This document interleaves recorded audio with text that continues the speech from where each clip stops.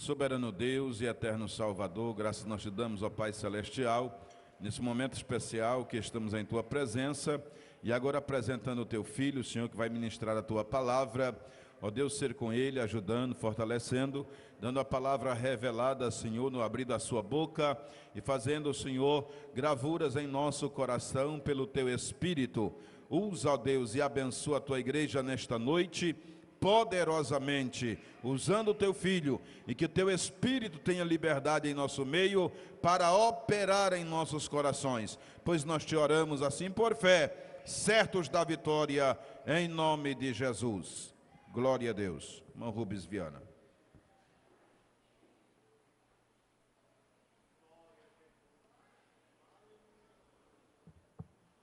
Meus queridos irmãos, a paz do Senhor.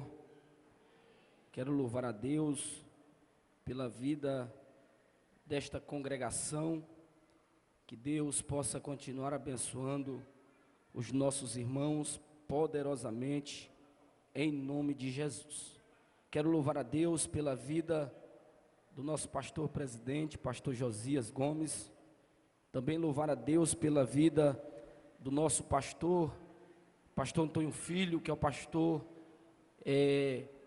que está cuidando da área 2, que Deus possa continuar abençoando poderosamente. Quero louvar a Deus pela vida do meu pastor, pastor Daniel, que é o pastor ali da área 12. Também quero louvar a Deus pela vida da minha esposa, que está aqui, a irmã Aldene, que está me acompanhando nessa noite. E também agradecer a Deus pela vida do irmão Rony e do irmão Isaac, que são os secretários de missões aqui da congregação e da subsede Elorreca. Que Deus abençoe poderosamente os nossos irmãos. Também quero louvar a Deus pela vida dos meus familiares, que eu olho aqui, tem muitos familiares. Que Deus abençoe vocês poderosamente, em nome de Jesus. Abra a sua Bíblia no Evangelho segundo escreveu São Marcos, capítulo de número 16, versículo de número 14 ao versículo 18, que diz assim: finalmente apareceu aos 11, estando eles assentados à mesa, e lançou-lhes em rosto a sua incredulidade e dureza de coração, por não haverem crido nos que o tinham visto já ressuscitado. E disse-lhes: ide por todo o mundo e pregai o evangelho a toda criatura. Quem crê e for batizado será salvo, mas quem não crê será condenado. E estes sinais seguirão aos que creem em meu nome: expulsarão os demônios, falarão novas línguas, pegarão nas serpentes, e se beberem alguma coisa mortífera, não lhe farás dano algum, e porão as mãos sobre os enfermos e serão curados. Meus queridos irmãos, nesta oportunidade, nós queremos tratar sobre o assunto de missões, e missões com poder, missões com graça, missões com autoridade vinda do alto. Nós estamos diante de um dos evangelhos mais conhecidos da Bíblia Sagrada, o evangelho que não tem o seu autor revelado, mas algumas testemunhas da época afirmam que Marcos, ou João Marcos, é o autor deste evangelho. Ele escreve este evangelho no período do ano 65 a 68 depois de Cristo. Não tem uma data concreta e específica do tempo da autoria desta carta. João Marcos, ele é filho de uma mulher por nome Maria. Ele aparece ali no livro de Atos dos Apóstolos, se eu não me engano, capítulo de número 12, aonde declara em Atos que na casa de João Marcos, na casa de sua mãe Maria, é onde os crentes se reuniam, os crentes primitivos do início da igreja do primeiro século, se reuniam para adorar o nome do Senhor Jesus. Então o lugar onde eles se reuniam era na casa de João Marcos. Ele é sobrinho de Barnabé. Ele também participou do ministério do apóstolo Paulo e também do apóstolo Pedro. O apóstolo Paulo, na sua primeira viagem missionária, ele leva consigo Barnabé e João Marcos. Mas no decorrer da caminhada, João Marcos desiste e ele retorna para Jerusalém. E na segunda viagem missionária, João Marcos já está mais disposto a ir ter com Paulo na sua segunda viagem missionária. Mas Paulo recusa em levar João Marcos, por conta da sua primeira desistência em ir com ele na primeira viagem, por conta das dificuldades. Então Barnabé se aparta de Paulo e vai com João Marcos para Chipre. E Paulo leva consigo Silas para a Macedônia, atual Europa, ali especificamente para a cidade de Filipos. Então se divide, e logo mais na frente, logo um período de alguns anos, João Marcos vai ser convidado por Paulo, lá no livro de 1 Timóteo. Paulo escrevendo a Timóteo, ele diz: venha ter comigo depressa e traga consigo João Marcos, porque ele me será útil ao ministério. Então nós vemos aqui, só na vida deste evangelista, barreiras e dificuldades. Nós vemos momentos de vontade de desistir, ele até recua, mas nós vemos que ele, em meio à dificuldade, ele persevera em oração e já é útil ao ministério, porque nem sempre, irmãos, estamos preparados para o ministério. Nem todos os dias estamos fortes para enfrentar barreiras. Nem todos os dias estamos alegres para a caminhada. Mas eu venho dizer nessa noite para o coração de vocês: o dono desta obra é o Espírito Santo de Deus. E Ele que alegra o fraco fortalece o fraco. Ele que alegra o triste, o desanimado, Ele levanta, Ele sustenta, Ele se responsabiliza pela obra que Ele confiou em tuas mãos. O contexto histórico do período desta carta é um período tenebroso. O primeiro século da vida cristã é marcada por grandes perseguições, é marcada por muitas mortes e martírios. Se você for ver, no ano 36 do primeiro século da era cristã, o imperador Herodes Agripa, ele lança a espada, a ordem a Tiago ser morto ao fio da espada. Tiago, irmão de João. 18 anos se passaram e um homem chamado Nero, um dos homens mais temidos dos imperadores da história cristã, com 16 anos ele assume o Império Romano, onde a sua mãe mata o seu esposo imperador, e por conta disso Nero assume o poder, e Nero persegue severamente os cristãos. Eu estou trazendo aqui um contexto histórico de grandes perseguições que estes homens viveram no período onde foi escrito os evangelhos.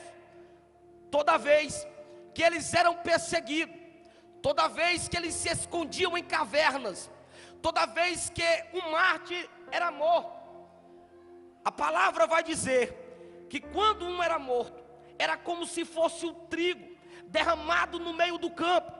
Porque quando um trigo morre, as suas sementes dão vida a centenas, a dezenas de outros trigos. Então também era assim na primeira era dos cristãos. Quando um era martirizado, os imperadores se assustavam, porque eles tentaram parar o crescimento da igreja, Mas eu quero dizer para você nessa noite, por mais que se levantam para tentar parar, por mais que o homem tenta levantar sistema para parar, não adianta, porque esta obra não é do homem. Esta obra quem fundou não foi o homem, esta obra é de Deus, e foi fundada por Deus. O Pai cria, o Filho executa, e o Espírito Santo aplica. Não é do homem, é de Deus, porque se fosse do homem, tinha parado há muitos milhares de anos atrás. Nero está no poder, Nero persegue os cristãos e os judeus temem falar o nome de Nero. Nero era conhecido como louco, como lunático, por conta da sua perversidade. Um homem que pegava os cristãos e colocava como se fossem luminares sobre os portes de Roma, para que pudesse iluminar o caminho das pessoas, para ter exemplo, que aquele caminho não era o caminho correto a ser seguido. Mas toda vez que Nero fazia isso, mais se expandia o cristianismo. O verdadeiro cristianismo, ele cresce debaixo de luta, ele cresce debaixo de perseguição, ele cresce debaixo de lágrima, ele cresce debaixo de sofrimento. A história vai dizer que no final do seu poder, do seu império, ele vai matar o apóstolo Paulo decapitado. Logo depois, ele mata o apóstolo Pedro crucificado. Homens que não negaram a sua vida por amor de Cristo. John Fox vai dizer que Pedro, ao receber a notícia que ia ser crucificado, ele até se prepara para correr, mas quando chega na porta da cidade de Jerusalém, aparece uma luz no céu, e ele olha numa visão, ele vê Jesus descendo, e Pedro pergunta para Jesus: o que tu veio fazer aqui, Jesus? Eu vim ser crucificado de novo. E Pedro percebe que ele não poderia negar mais uma vez, porque ele já tinha negado 3 vezes. Então Pedro retorna, é crucificado pelo amor de Cristo. Ele disse: eu quero ser crucificado de cabeça para baixo. Foi nesse cenário, foi nesses episódios que a igreja crescia. Mas depois da morte do apóstolo Pedro, Nero é considerado o inimigo mortal da humanidade. Nero tira a própria vida. Depois de Nero, veio o ano dos 4 imperadores, e Vespasiano é levantado como imperador oficial de Roma. Vespasiano veio para consertar aquilo que Nero bagunçou, porque Nero destruiu com Roma, queimou Roma, incendiou Roma, e colocou a culpa nos cristãos. Mas Vespasiano tem um filho por nome Tito, e coloca no seu filho a patente de general, e Tito vai para a porta de Israel, de Jerusalém, e por muitos anos fica em Jerusalém.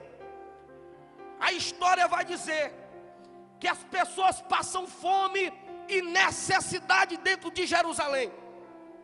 As pessoas estão passando por muita dificuldade dentro de Jerusalém. Certo homem chamado Flávio Josefo, ao escrever a sua história, a batalha dos judeus, ele narra que uma mãe chamada Maria, ela cozinha o seu próprio filho para poder se alimentar, e os soldados romanos entravam dentro de Jerusalém, tiravam os filhos das grávidas. Aí Flávio Josefo afirma que é o cumprimento de Mateus capítulo de número 24. Ai das grávidas, ai daqueles que fugirão no inverno, porque eles irão ver o temor do braço, eles irão ver a veracidade. Tudo isso é consequência de um ato. Que ato é esse? O pecado, porque o pecado trouxe a destruição, o pecado trouxe a divisão, o pecado trouxe a separação. A separação de quê? O pecado é a única coisa que pode tirar o homem da presença de Deus, a única coisa que traz A única coisa que apresenta maldade para a humanidade chama-se pecado. Mas os discípulos, os apóstolos, estavam defendendo aquele, o Verbo que se encarnou e habitou entre nós, aquele que veio para trazer vida, aquele que veio para trazer acesso, aquele que veio para trazer para perto aquilo que era separado. E o que era separado? Deus era separado do homem por causa do abismo do pecado, mas Cristo se fez ponte e dá acesso direto ao Pai. É por isso que hoje nós temos livre acesso a adorar a Jesus. Enquanto você está aí, você pode adorar, e o Senhor manda mensageiros a vir buscar a tua adoração. Ele leva ao Pai, não precisa de intermediador, porque o intermediador é Cristo. Ele se fez intermediador entre Deus e os homens.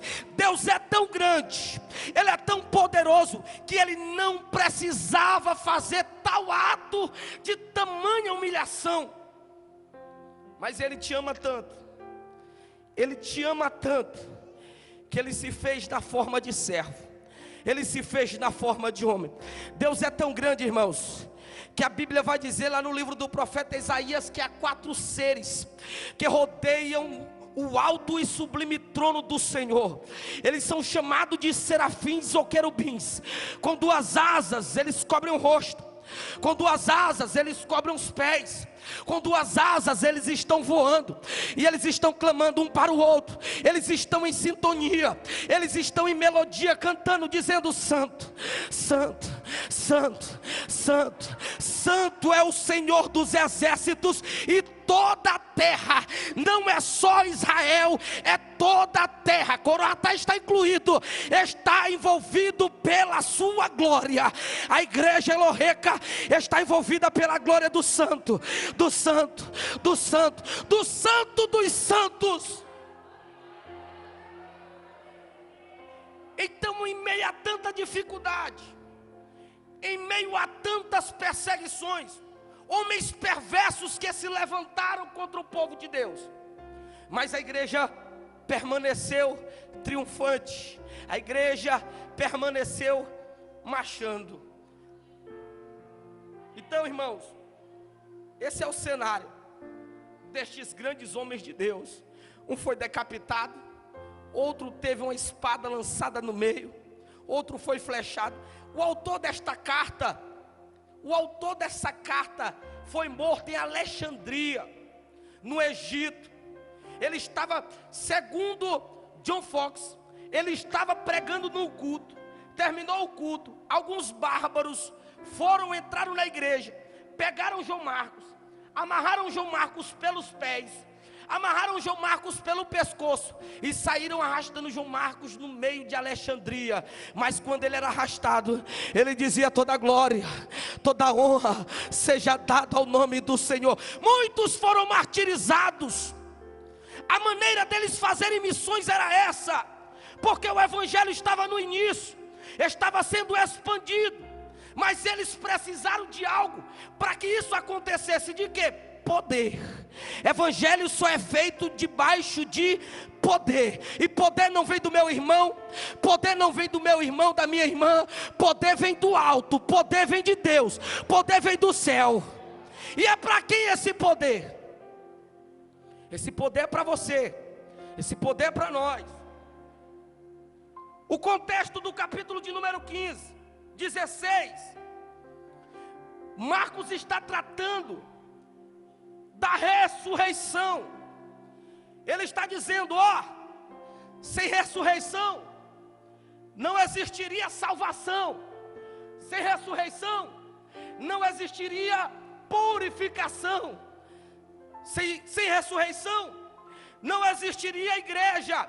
Só existe igreja porque o próprio Deus veio na terra fazer missões para salvar um povo perdido, um povo enganado pelo pecado em milhares e milhares de anos. Aí ele disse: Pai, eles estão perdidos, eles não têm saída, mas o Pai amou o mundo de tal maneira que deu seu Filho unigênito, para que todo aquele que nele crê não pereça. Estávamos caminhando para o inferno, mas a graça e a misericórdia de Deus nos alcançou. Irmão Rubens, e o que é graça e o que é misericórdia? A graça é Deus me dar aquilo que eu não mereço, e o que é misericórdia é Deus me poupar do que eu mereço. E o que eu mereço? Por conta dos meus pecados eu mereço o inferno, mas aí Deus se fez homem. Ele disse: tu vais sair do inferno e eu vou te dar vida, e vida, e vida com abundância. Olha a graça, olha o amor de Deus. Deus disse: ó, tu não merece, mas eu vou te dar. Tu não merece, mas eu vou te dar. Não era para você estar aqui, não era para você estar sentado bonitinho aqui, mas a graça e a misericórdia de Deus te alcançou. Glória, aleluia. Porque um dia Ele morreu e ressuscitou. É morte, cadê a tua vitória, inferno? Cadê o teu agrilhão? Gênesis 3,15. E porém inimizade entre ti e a mulher, entre a tua semente e a sua semente, porque esta lhe ferirás a cabeça, porque este ferirás a cabeça, e tu lhe ferirás a cabeça, o calcanhar. Este foi o primeiro evangelho a ser pregado no Antigo Testamento, e se cumpre aqui em Marcos capítulo 16. Irmãos, as perseguições não pararam por aí. Versículo de número 14. Imagine o cenário. É tão fácil eu olhar para os discípulos e ver neles incredulidade.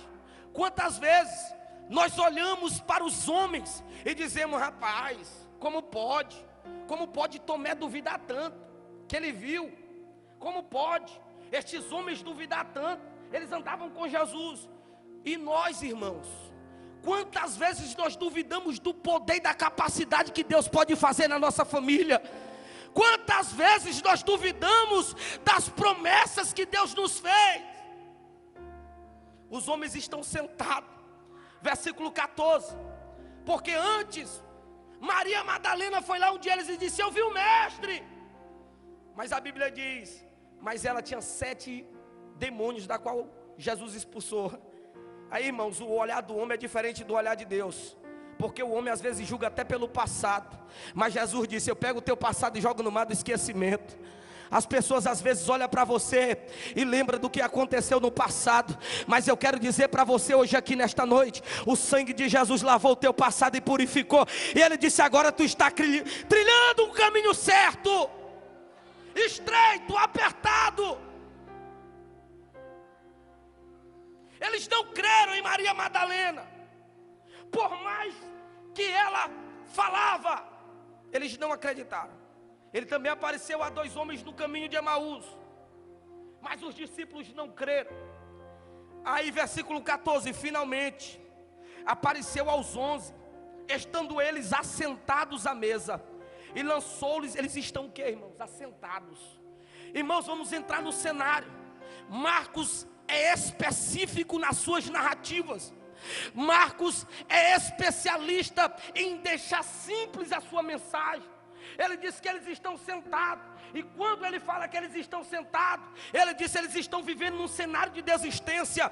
Alguns querem desistir porque o mestre morreu, e já estava no 3º dia, e a promessa parece que não ia se cumprir, porque o mestre não apareceu para eles.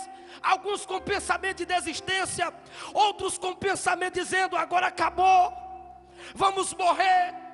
Porque, irmãos, quando as coisas parecem que vão tudo errado, parece que tudo que a gente faz, parece que nada vai dar certo, aí entra em nós a incredulidade, aí entre nós a desconfiança, aí entre nós o medo, aí entre nós, cadê Jesus? Parece que tudo que eu faço dá errado. Era isso que os discípulos estavam vivendo.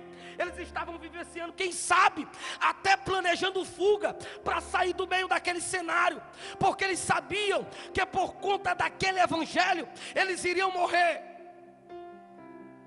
Quantas vezes você também, eu não sei nem como você chegou aqui hoje, quem sabe você chegou com um pensamento de desistência, quem sabe há muito tempo você nem consegue se congregar mais. Quanto tempo tem que você não se alegra? Quando você chega em casa, ninguém te conhece, você fecha a porta do quarto e vai chorar. Mas eu quero dizer para você nessa noite, quem começou é fiel para terminar. Ele é o alfa, ele é o ômega, ele é o princípio, ele é o meio e também é o fim. Se ele cuida no começo, ele está preparando o fim. Não se preocupe.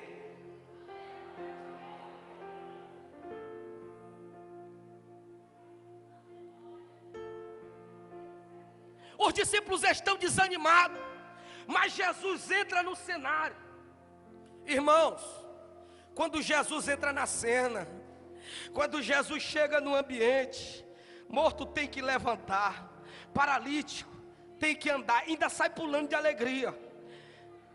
Pode ter 4 dias, os judeus podem dizer, agora é impossível, já tem 4 dias, mas depois de 4 dias ele dá vida.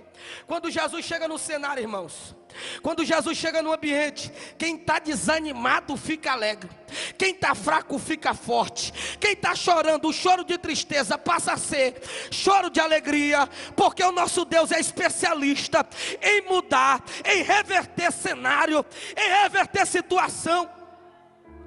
O ministério de Jesus foi isso. Mas agora ele se apresenta ressurreto, o Deus que ressuscitou. Ele está diante dos homens agora. Olha o que acontece, irmãos. Finalmente apareceu aos 11, estando eles assentados à mesa, lançou-lhes o rosto a sua incredulidade. Irmãos, a incredulidade tem matado muita gente nos dias atuais. Quantas pessoas têm se apegado em redes sociais? Eu não vou para o culto, porque no YouTube tem um pastor melhor. Eu não vou para o YouTube, porque no YouTube não tem a irmã que não fala comigo, que senta do meu lado. Na casa de Deus não tem isso. Aqui é santuário, aqui é família, aqui é povo exclusivo. Santo, santo, santo, santo. Aqui é o povo santo, e que adora o santo. Você adora santo, ele manda a resposta do céu. Quando você glorifica, ele manda a resposta. Muitos ficaram para trás, muitos morreram por conta da incredulidade, porque duvidaram das promessas, porque disseram, rapaz, eu vou morrer, então lá está melhor do que aqui. Cuidado, irmãos, cuidado com a incredulidade, porque Jesus pode chegar a qualquer momento. Jesus pode dizer, levanta daí, rapaz, ergue a tua cabeça, pegue força, energia, alegria, e não se preocupe, porque o que há de vir virá e não tardará. Olha o que ele vai dizer agora. E disse Jesus, propósito, irmãos, Jesus, e disse Jesus, ele está dizendo aqui um propósito. Olha só, ide por todo mundo e pregue o evangelho. Irmãos, a palavra ide aqui, ela quer dizer movimentação. É impossível, olhe para mim, irmãos, olhe para mim, é impossível haver crescimento quando eu estou parado. Mas quando eu estou me movimentando, é impossível continuar do mesmo jeito. Algo tem que acontecer.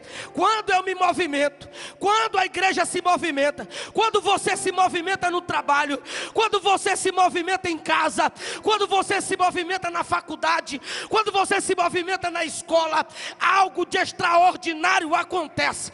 É isso que Jesus está dizendo para os discípulos: ei, levanta dessa mesa, ergue a cabeça e vamos se movimentar, rapaz, porque para vocês foi dado poder.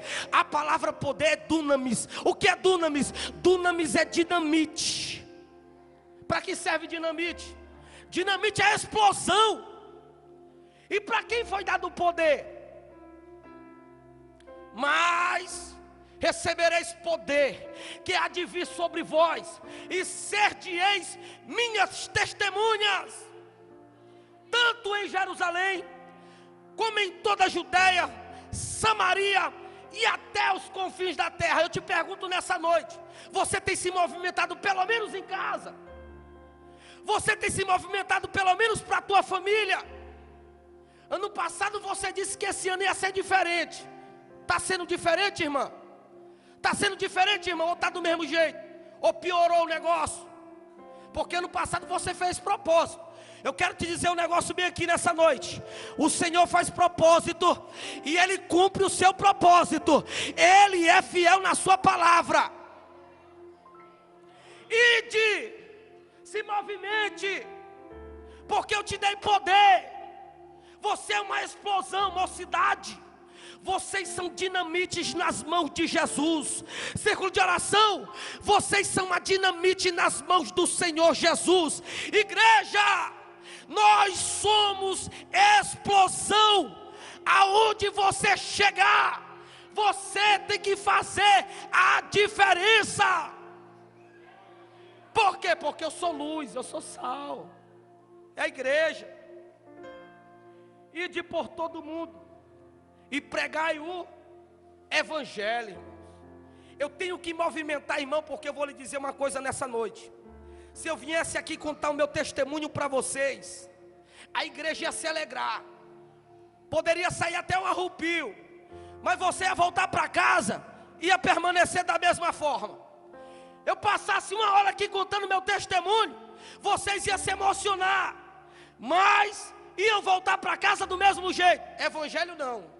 Evangelho você ouve, se não se emocionar ele te muda do mesmo jeito, se ficar triste ele te muda do mesmo jeito, se chorar ele te muda do mesmo jeito, se sorrir ele te muda do mesmo jeito, porque quem tem intimidade com a palavra é impossível permanecer da mesma forma.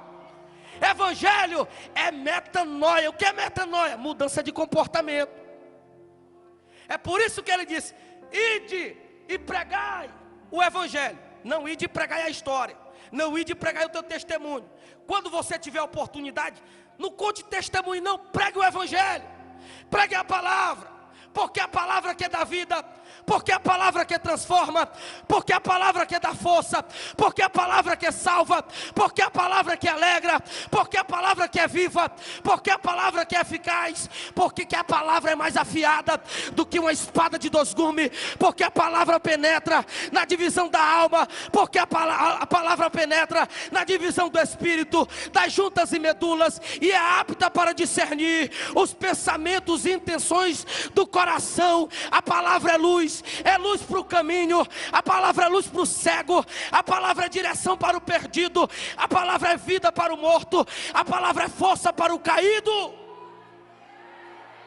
Oh glória, oh glória. A igreja está entendendo. Levante a mão, levante a mão, levante a mão. Irmãos, nós estamos vivendo em um tempo que precisa ter movimento, mas movimento de palavra. Enquanto eu estou aqui, irmãos, tem almas aprisionadas lá fora. Então se preocupe com o próximo, se preocupe com quem está precisando de você. Não espere somente pelo teu pastor, faça começando de você. A iniciativa tem que começar de mim. Eu não posso esperar somente a minha liderança. Por quê? Porque o poder foi dado para todos. Aqui a palavra não diz: mas recebereis poder os pastores, auxiliares. Não, mas recebereis poder e ser-me-eis testemunhas, tanto em Jerusalém como em toda a Judéia. Seja testemunha em casa, seja testemunha na tua rua, seja testemunha no teu trabalho, seja testemunha na tua faculdade, seja testemunha onde você pisar. Faça a diferença. E quem crê, irmão, se a pessoa não crê, você não tem nada a ver com isso. Mas quem crê e for batizado será salvo. E quem não crê já está condenado. Você fez sua parte. Estes sinais seguirão aos que creem, irmãos. Eu quero dizer para vocês nesta oportunidade, para nós encerrarmos: missões é coisa séria. Missões é um tema muito importante. É um tema fundamental. Nós só estamos aqui, irmãos, ouvindo a palavra de Deus porque fomos alcançados por missões, porque um dia alguém pregou para nós, porque um dia demos credibilidade para a palavra de Jesus, porque um dia alguém se movimentou e falou do amor de Deus. O amor de Deus entrou na minha vida e transformou as minhas atitudes. Aí ele diz: estes sinais, que sinais, irmãos? Jesus curou, Jesus salvou, Jesus libertou, Jesus operou sinais e maravilhas. Mas ele disse: não para, porque o Espírito está sobre vocês e vocês irão dar continuidade. Eu quero dizer nessa noite para você, eu quero dizer para você que o projeto não pode parar, o projeto continua. E ele disse: agora eu dependo de você para divulgar a palavra de Deus. É você, irmão. Ele não vai mandar anjo do céu, ele não vai falar mais com jumenta, ele não vai usar mais pedra, ele vai usar é você. E os olhos do Senhor estão procurando. Os olhos do Senhor estão procurando. Assim como ele achou Davi, ele disse: achei Davi, o meu servo. Ele está dizendo nessa noite: eu estou procurando. Mas ele está procurando o quê? Verdadeiros adoradores, que adoram o Pai em espírito e em verdade. Cadê os adoradores dessa noite? Levante a mão. Pegarão as serpentes, e se beberem alguma coisa mortífera, irmão, em nome de Jesus. Crente não é para ter medo de bruxaria, irmãos. Crente não é para ter medo de endemoniado, porque o que tem de crente que não tem poder e se esconde, sabe que a pessoa está endemoniada e se esconde. Eu vou ligar para o pastor: irmãos, te encha do poder. E como é que eu vou me encher do poder? Joelho, palavra. Não fuja. Não fuja da sua responsabilidade. Não tenha medo daquele que o teu Senhor já venceu no madeiro. Ele esmagou a cabeça de Satanás. Aonde você chegar, Satanás tem que bater em retirada. Mas para isso acontecer, você tem que ser cheio. Você tem que ser cheio. Você tem que ser cheio. Você tem que ser cheio. Cheio do poder de Deus. E da palavra, e da palavra, e da palavra de Deus. Não tem esse negócio de ter medo de demônio não, irmãos. Negócio de macumba, inveja, bruxaria. Isso aí não pega em crente não, irmão. Em crente que tem poder. Crente vazio, é só olhar, morre na mesma hora. Mas cheio do poder de Deus, pega não, irmão. Cadê os crentes cheios do poder de Deus? Cadê os crentes missionários? Levante a mão, irmãos. Eu quero ver os crentes que são cheios cheio do poder de Deus. Ide e pregue o evangelho a toda criatura. Aleluias. Quantos podem glorificar o nome do Senhor? Aleluias.